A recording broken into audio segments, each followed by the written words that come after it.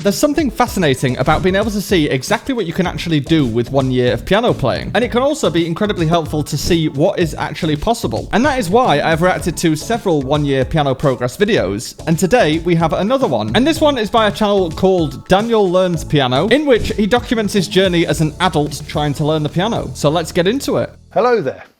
Last Christmas, I bought a digital piano on a whim for my family. And it's been a whole year now since I've been playing it.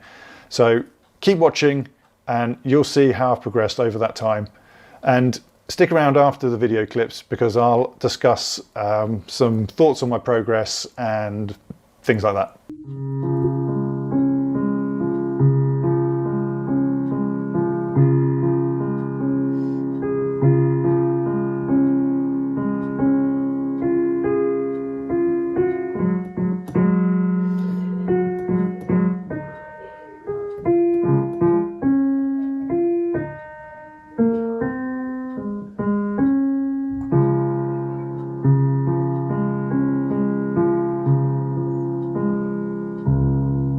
Yeah, so interestingly, I often get a lot of people commenting on the 1 year piano progress videos that I do, suggesting that they're cheating in their video and that the first video doesn't really represent someone who is an absolute beginner. And although Daniel does put a comment at the bottom saying the funniest thing about this clip is that at the time I thought I was playing so well that no one would believe it was only 10 days. I do have a feeling that some people will still not believe that he is an actual beginner trying to play this piece of music. However, I do believe that he's a beginner trying to play this piece of music because there is a fundamental difference between children trying to learn and adults trying to learn. And that is that as an adult, it's much easier to instantly understand the concepts that you've got to try and use within music. For example, in many of my videos, I very quickly explain what a scale is and then how to make chords from a scale, before I then go on to explain whatever else I'm going to explain that requires that information. And the same for note reading, for example. If I explain where the notes are on the page, then as an adult, you can kind of understand that. And it might take you a bit of time to work out what those notes are on the piano, but you understand how to work it out. So for a piece of music like this, it's pretty much mostly in one hand position, which means your thumb is on one key and then the rest of your fingers are on the next keys, and the same with the left hand. And then from there, it's just about working out which finger you need to put down. This is actually a massive problem with beginner books that start in one hand position like this, because when you go on to learn more complicated music that aren't in one hand position like this, you actually start associating the note on the page with which finger you're using rather than with which key you're pressing. So the quicker you can move on to pieces that are outside of one hand position like this, the better. But this type of piece is definitely possible if you've been playing for 10 days and following a beginner book.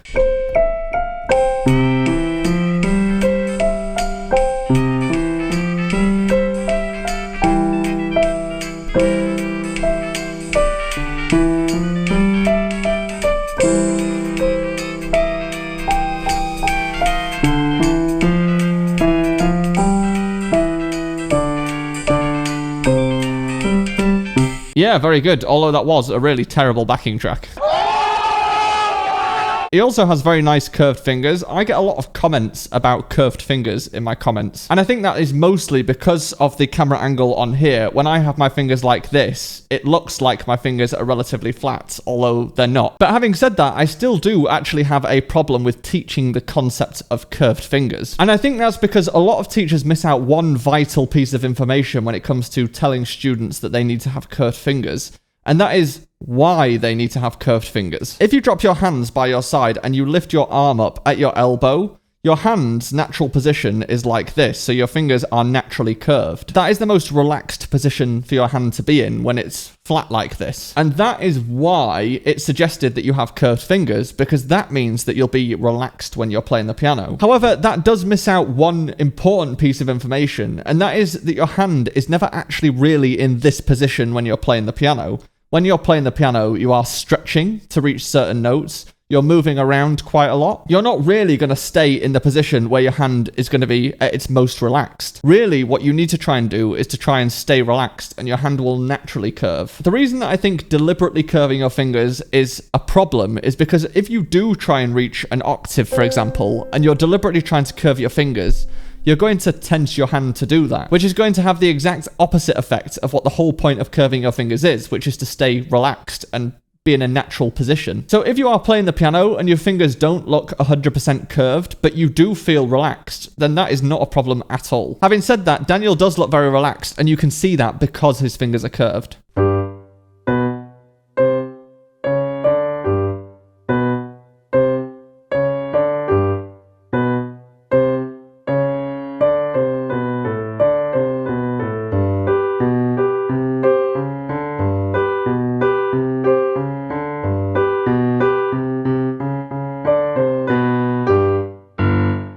Yeah, interesting. So once again, he still plays very well, and he still looks relatively relaxed, although he does look like he's kind of stuck in one position. What I would say is that another problem with staying in one hand position like this is that you tend to lock your wrists in order to stay in that position. So you'll stay here, and then you'll make your fingers do all of the work. So if you're playing a fourth finger, your fourth finger has to move. And if you're playing a second finger, your second finger has to move, but nothing else. This means that you always end up with your hands sitting slightly above the piano, and then your fingers having to work slightly harder to press down. When really, if you let your wrist move and play down into the key, your hand and wrist will be much more relaxed.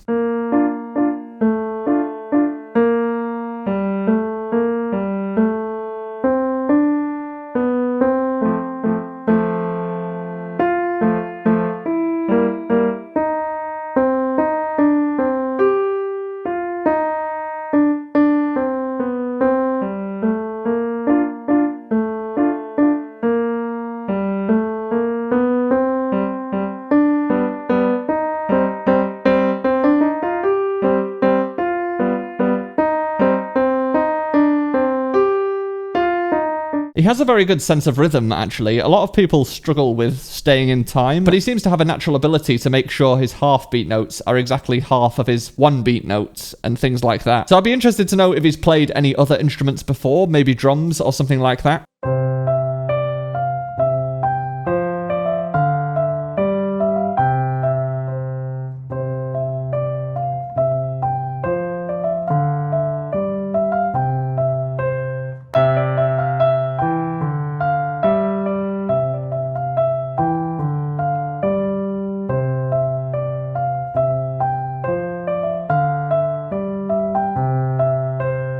Yeah, very good. Although for 82 days, which is almost 3 months, I would suggest, like I have done in many videos, separating out the concept of sight reading and reading.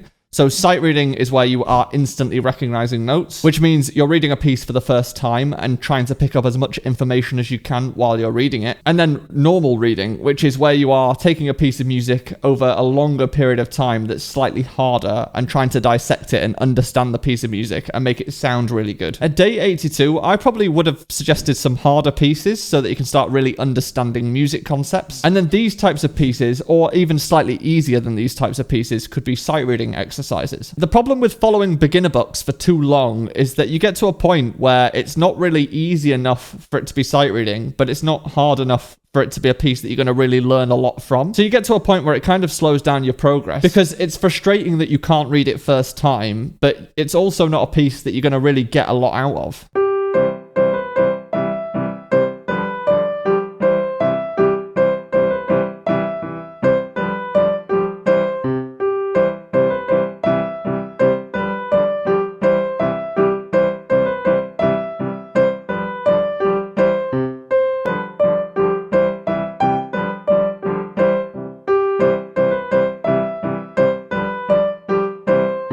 It's good that his teacher focused on musicality, and that would be the reading part of that two-part equation that I just talked about. Sort of dissecting the piece and thinking about why you should play it in a certain way opposed to playing it in a different way. What chords are being used? What are the dynamics? And what do those dynamics represent? Is the melody going up? What's the texture of the music? How does that affect the story that you're trying to tell with that piece of music? It's very, very hard to do that while sight reading, but if you spend a bit of time on a piece of music, you can do that no problem.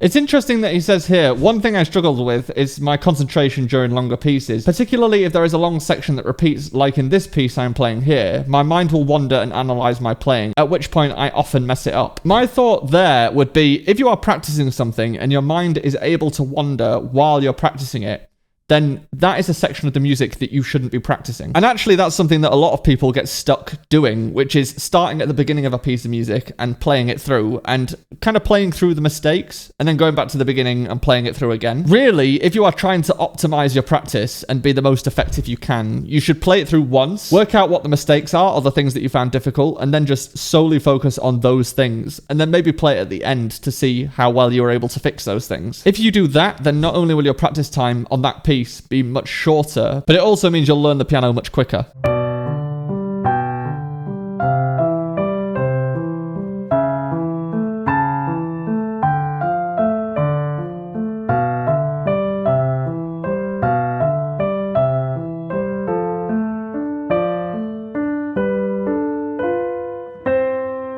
It's also very interesting that 169 days in, so that is 5 to 6 months. Although I imagine he's probably playing pieces that aren't just these pieces that he's showing us here. All of them so far have just been in C major, which is just the white keys, which is another reason why I would probably suggest some slightly harder pieces that have got a bit more meat on the bone. But I suppose one benefit to doing it this way is that he's going to be very in control of his fingers because he's staying in that one hand position and really making his fingers work.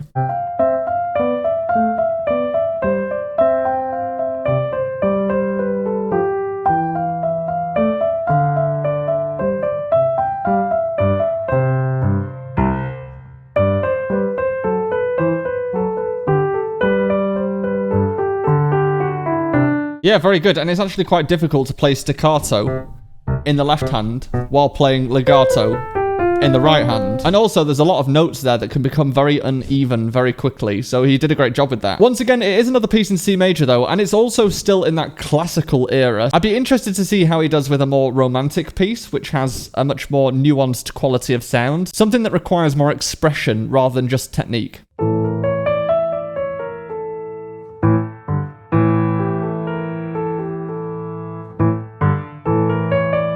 This piece brings me out in cold sweats because I've taught this piece at least 5,000 times.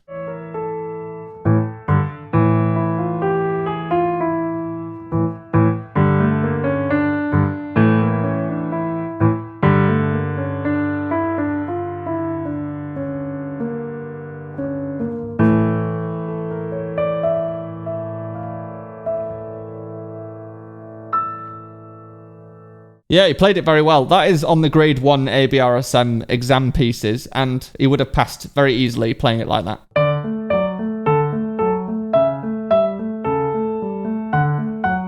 Another piece that I've taught 5,000 times.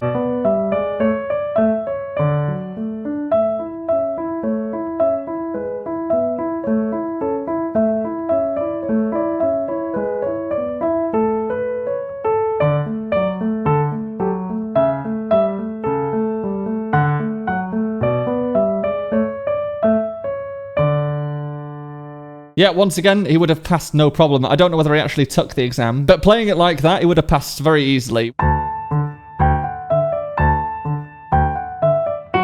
Wow, we're really getting all of the ABRSM 2019 to 2020 exam pieces. It's giving me severe flashbacks to teaching these an awful lot in 2019. Nice. Softer on the top chords there as well. On the top notes, softer. Yeah, okay. they're kind of doing exactly what the bass note's doing. Yeah? I understand, yeah, okay.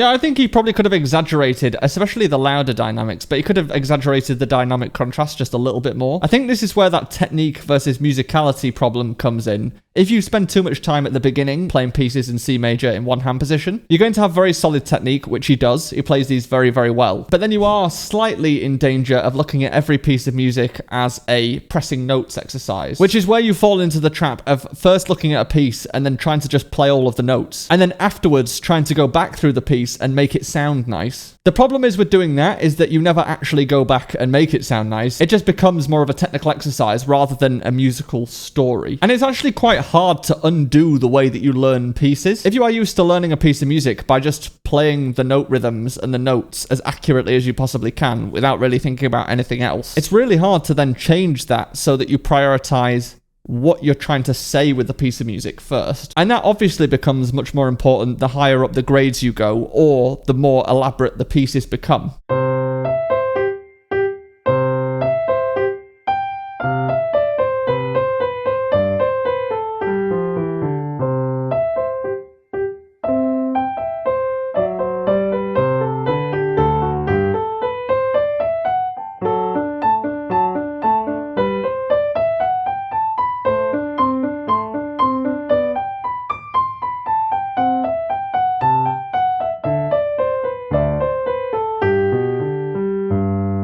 This is another exam piece. And once again, Clementi was in that very classical era where the music is very measured and it's much more about technique. So I'd be very interested to see how he plays one of the section C pieces in the exam, which are more modern pieces and less technique based and more expression based. When I was looking into purchasing the piano, the first thing I really wanted to know was what kind of progress can I expect to achieve if I start learning.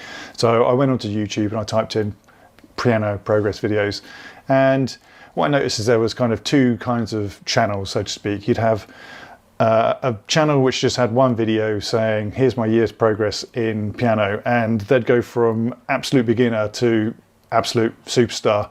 And while these were very exciting, I think even if they are real... Yeah, there is something very motivating about seeing someone's piano progress. If you are at the start of playing the piano, I can understand that you want to be able to see exactly what is possible within a year, because it's quite a daunting experience, right? People tell you that it's going to take you a long time to learn the piano. And that is exactly why I make these videos, to try and show what is and isn't possible based on these videos. However, there is a little bit of a danger to that as well, and I actually get questions like this all of the time. So for example, today there is a question on one of my videos that says, do you think it's possible to become an above average player within 6 months if you grind? And this is the danger, because it gives people the idea that you're going to finish the piano within 1 year or 6 months or whatever that time span is. But it doesn't really take into account what learning the piano actually is. Like, for example, do you consider learning the piano to be being able to play a piece on the piano that you want to play? Do you consider playing the piano to be being able to read any piece of music that is put in front of you? Do you consider it to be being able to play for an hour without music in front of you, in front of an audience? Or do you consider it to be being able to play by ear your favorite pop songs? Or do you think it's all of those things together? It's perfectly possible within 6 months to be able to play some songs by ear, and it's also perfectly possible to play pieces of a pretty decent standard. But you aren't going to complete the piano within 6 months, because the reality is that there isn't really such a thing as completing the piano. I mean, this is very average progress. I think I practice at most an hour a day, so this is very achievable.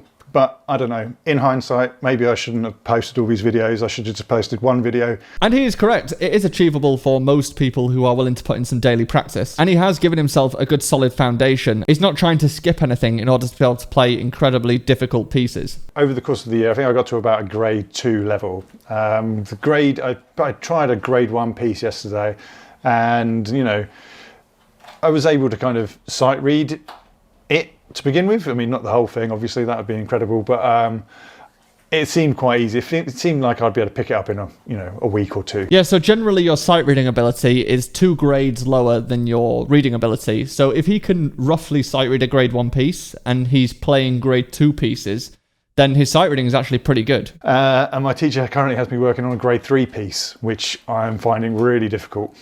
And I've probably spent about like 7 hours on it already, and it's still maybe half tempo, and I can't play the whole thing, and there are bits that still need loads of work. So yeah, I think a lot of the problem when you start building up and getting harder and harder pieces is not really the difficulty of the piece. It's more about your approach to practicing the piece. So when you are learning grade 1, you can get away with just kind of learning the notes and then playing them and then kind of polishing it afterwards and making it sound nice. But as the pieces get harder and harder and there's more music and there's more things to think about in the piece, you can't really do that, which is probably the experience he's having with grade 3 level pieces. Really what you should be trying to do is take 4 bars, play it at half speed, play it over and over again, trying to get dynamics, trying to make it sound really musical, understanding the chords, understanding all of the musical features that are in those 4 bars, building that up to speed, and then adding on to it. That is a much less painful experience when you're practicing, because although you are repeating something lots of times, you are doing it successfully. Because in order to play something successfully on the piano, you have to play it correctly lots of times.